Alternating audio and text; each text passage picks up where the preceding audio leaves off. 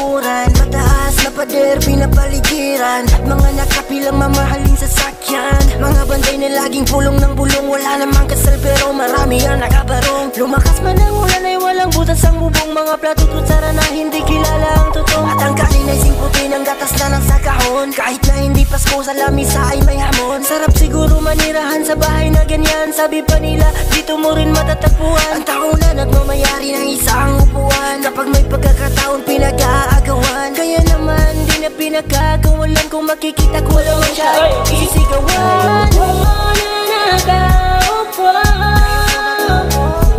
ano naman tumayo.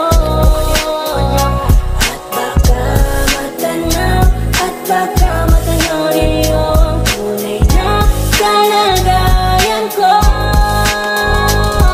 Mawalan ka lang ako sa taong nakaupo. Alam niyo bang pantakan ng bigas namin ay di puno? Ang dingding ng bahay namin ay pinagtagpit-tagpiyero. Sa gabi ay sobrang init na tumutunaw ng yelo na di kayang bilihin upang ilagay sa inumin. Pinakulong tubig sa lumang takuring uling-uling, gamit ang paggatong na inalod lamang sa estero na nagsisilbing kusina sa umagay aming banyo. Ang aking inay na may kayaman ng isang kaldero, ginagamit lang kapag aking ama ay sumelo. Pero kulang na kulang pa rin ulam na tuyo't asin. Ang 50 pesos sa maghapon pagkakasyahin. Di ko alam kung talagang maraming harang o mataas lang ang bakod o nagbubulag-bulagan lamang po kayo. Sa dami ng pera nyo ay wala ng doktor na makapagpalinaw pa ng mata nyo. Kaya huwag kang masyadong halata, bato-bato sa langit.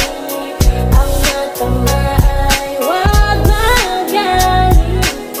Bato-bato sa langit.